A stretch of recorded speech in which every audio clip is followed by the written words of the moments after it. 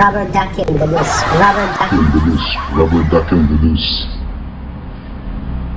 Hello adventure geeks. The thing about filming a documentary is you have to promote it aggressively after the principal shooting because general audience doesn't really watch documentaries. Oh no! Is in the process of adventuring around the world and making a documentary of his adventures.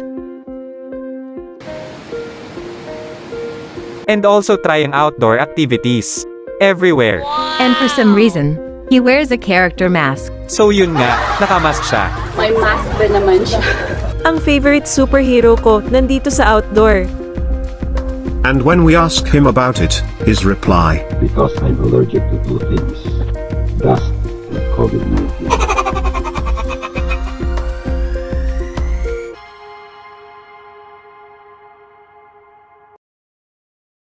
The only time they watch documentary is when they are really interested in the subject.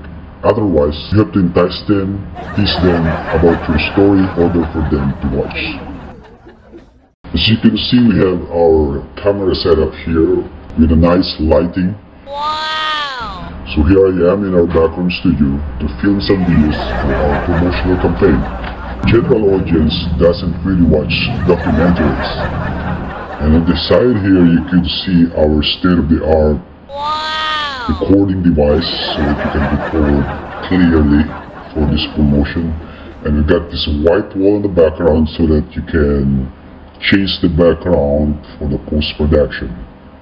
So yeah, promoting movies is a hassle, especially now that I currently have lots of reconstruction in the tape. But anyway, you gotta do what you gotta do.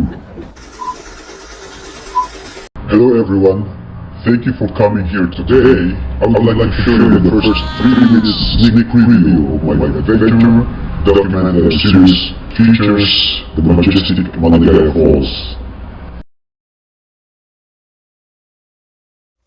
Unang-unang pagbaba ko pa lang, yung attract ako kasi sobrang ganda niya.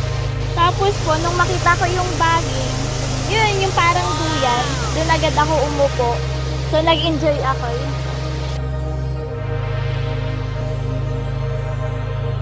Bakit nakilala yung sinasabi nila na infinity pool.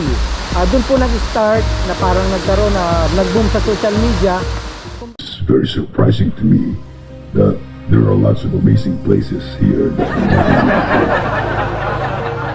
One of them is this falls.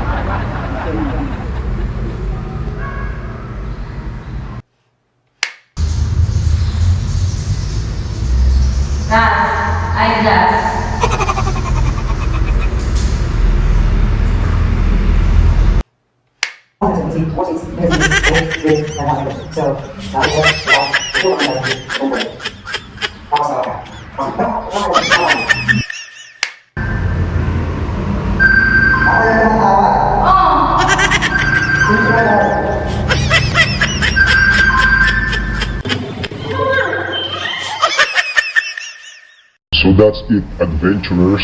I didn't realize how tedious it is to film this film. I gotta get out of this coach. Can't wait to go home and soak at the new jacuzzi at the cave.